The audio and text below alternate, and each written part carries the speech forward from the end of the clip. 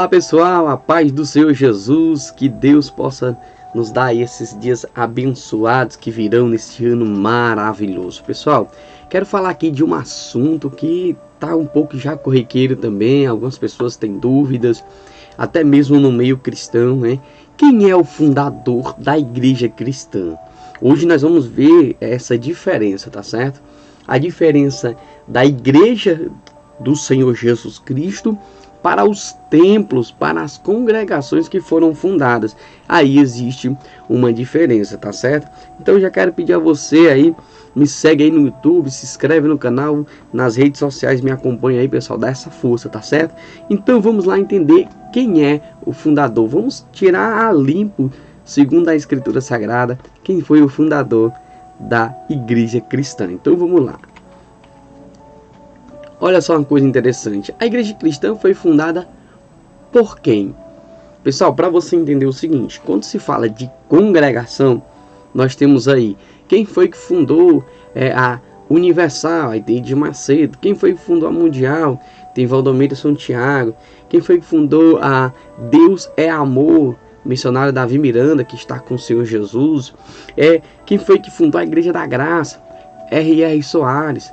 Quem foi que fundou a Assembleia de Deus no Ceará, tá certo? No ano 1910. Foi os missionários que vieram, Daniel Berg, o Navim. Sim, pessoal, mas nós queremos saber quem é o fundador da igreja cristã, não das congregações, tá certo? Então vamos entender aqui dentro da palavra do Senhor Jesus. Vamos ver o que a Bíblia diz em Mateus 16:16 e 16:18, tá certo? No verso 16, respondendo Simão Pedro, disse: Tu és o Cristo, o Filho do Deus vivo. Lembra daquela cena que Jesus estava perguntando: olha, quem é que eles dizeis que eu sou? Um diz que é profeta, outro diz que é Elias, que ressuscitou dos mortos. E aí ele pergunta: e vós, quem dizeis que eu sou? Aí Pedro dá essa resposta. Aí Jesus vai dizer para ele: olha, não foi carne nem sangue, né, mas o Espírito de Deus que te revelou. E o verso 18 está escrito assim: ó, também eu te digo que tu és Pedro, e sobre esta pedra edificarei a minha igreja, e as portas do inferno não prevalecerão contra ela. E aqui é que está o problema, pessoal. Muitas pessoas se confundem achando que Pedro é o fundador da igreja. E aqui é onde muitas pessoas acabam escorregando. Nós precisamos fazer uma pequena hermenêutica do texto para que a gente possa entender. E aí tem que buscar na língua grega o que esse texto estava dizendo. E no grego diz o seguinte: olha, tu és Petrus, e sobre esta pedra edificarei a minha igreja. Olha só, essa Petra. Então tem duas coisas diferentes: o Petrus e Petra. O Petrus está sendo referido a Pedro, e Petra está se referindo a Cristo. Então vamos entender aqui o que cada um significa. Petrus, o nome de Pedro, significa um pequeno seixo. Um seixo que rapidamente ou facilmente se esfarela. Tá certo? Tem igual aquelas pedrazinhas de rio que tem lá no barro de louça.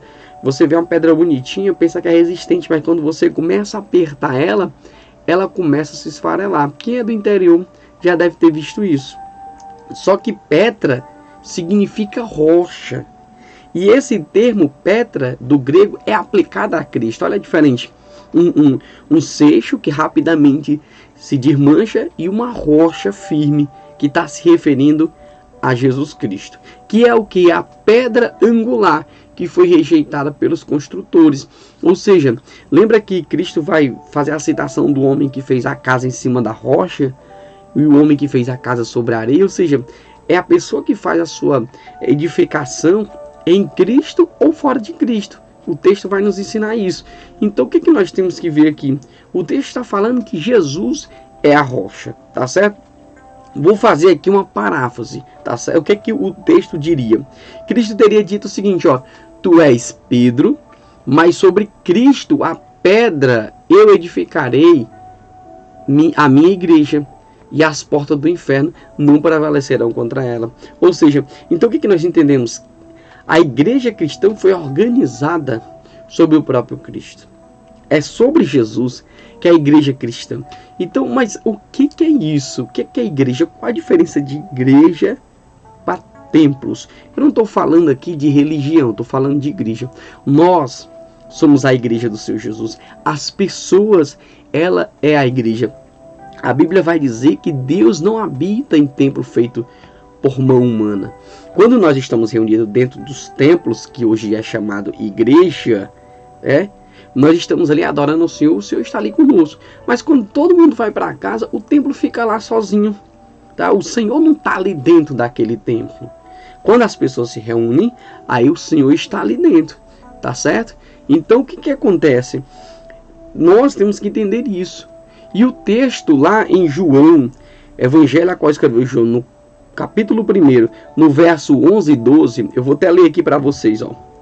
Peguei o celular aqui para fazer a leitura. E veio para o que era seu, e os seus não receberam. Mas a todos quanto receberam, aos que crerem no seu nome, deu-lhes o poder de se tornarem filhos de Deus. A igreja do Senhor são os filhos de Deus. Jesus não estava preocupado com templo, com parede, com edifícios.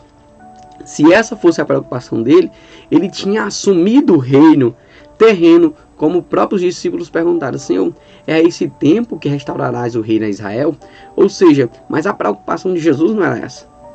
É um reino espiritual, não é um reino terreno. Então nós somos a igreja do Senhor Jesus. Você é a igreja. A Bíblia diz que nós somos templos e morada do Espírito Santo. Então o Espírito Santo de Deus é que habita dentro de cada um de nós. Então que você possa entender que você é sim a igreja do Senhor Jesus. Esta igreja que foi fundada e edificada em cima de Cristo, que é a rocha. Olha só para nós entender rapidinho, como é que Jesus iria fundar a igreja em cima de uma pessoa que ia trair ele, que ia negar ele, que ia abandonar ele. Qual a referência de igreja? Uma igreja que abandona Cristo? Uma igreja que não estaria nem aí para o momento principal que Cristo estava passando? Então, olha só uma coisa interessante.